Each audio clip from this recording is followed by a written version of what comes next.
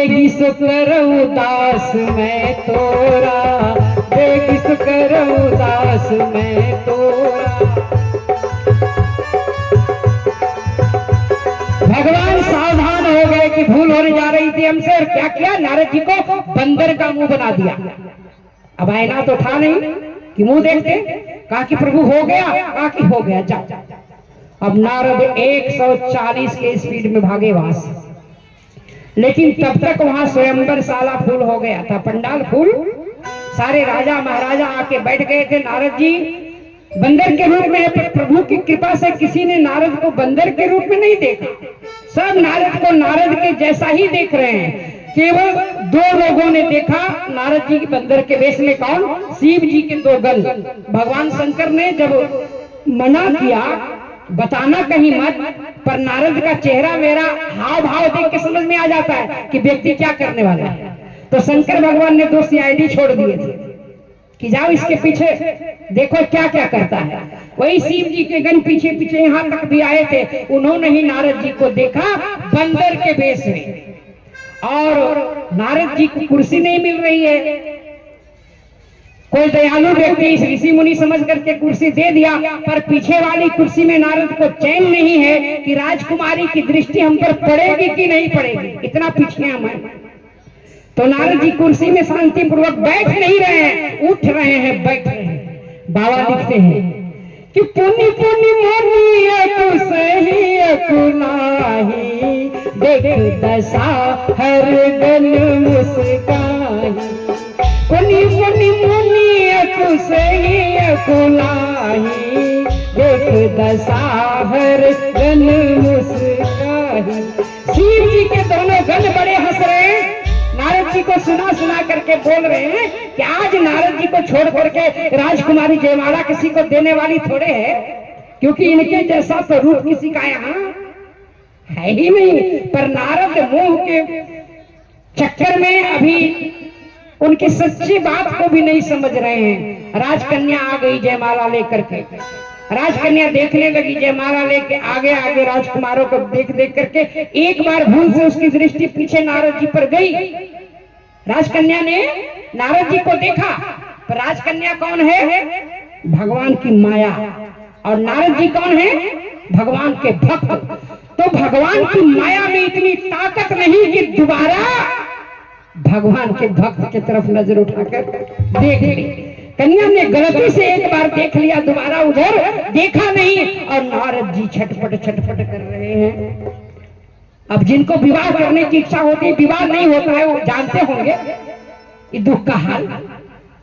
नहीं हो रहा है, शादी लग रही है, कट रही है, उनको पता होता है कि विवाह नहीं होने से कितना दुख होता है। अब नारद जी उठ बैठ करे, राजकन्या, भगवान ने एक लीला और की कि मनुष्य का रूप बनाया और आगे आकर के अपना संसार, अपना जगह, अपनी लीला कुर्सी डटाकर भगवान बैठ गए, और राजकन्या ने भगवान विष्णु को जयमाला डाल दी। जब जयमाला पड़ गई तो भगवान नारद सोचने लगे कि आखिर हमसे सुंदर कौन यहाँ आया, भगवान से रूप लेकर के हम आए, फिर भी माला मुझे नहीं मिली, तो हमसे सुंदर कौन हो गया। तो शिव जी के गणों ने कहा कि बाबा इतना छटपटाने से बढ़िया ऐना लेकर के तनी मुंह देख लीजिए। अब ऐनक नहीं मिला, पर नारद जी जल में जाकर के अपना प्रतिबिंब देखे, एक बार बंदर का दिखाई दिया, विश्वास नहीं हुआ कि भगवान हमारे साथ ऐसा कर सकते हैं जिनको मैं इतना भजता हूँ। दोबारा देखने गए तो नारद जी को अपना स्वरूप मिल गया, पहले वाला चेहरा, पर नारद जी अभी माया से ग्रसित हैं, इसीलिए अब क्रोध भी आ गया। पहले क्या जागा, अहंकार, अहंकार के बाद काम जागृत हुआ, और काम के बाद क्रोध भी आ गया। अब नारद जी कहा कि अच्छा विष्णु, जन्म से लेकर आज तक मैंने नारायण के सिवा कुछ जपा नहीं, कुछ मांगा नहीं, आज पहली बार मांगा और तुम मुझे ये दिया। अब तुम हमारी भक्ति देख लिए, अब हमारी शत्रुता भी देखना। और नारद जी क्रोध में कांपते हुए चले कि दिहाऊं श्राप या मरिहाऊं जाई, कि जगत मोर उपहास कराई। या तो जाकर के उनको श्राप दे दूंगा, या उन्हीं के सामने अपना प्राण त्याग दूंगा, क्योंकि संसार में हमारे जैसे संत की इतनी हंसी भगवान ने करवा दी। और भगवान तो बीच रास्ता में मिल गए और जले में नमक लगाते हुए एक तरफ लक्ष्मी जी एक तरफ राजकुमारी एक पत्नी के लिए छटपटा रहे हैं, भगवान दो पत्नी लेके घूम रहे हैं कि बीच ही पंथ मिले तनु जारी, बीच ही पंथ मिले तनु जारी, संग रमा सोई राजकुमारी,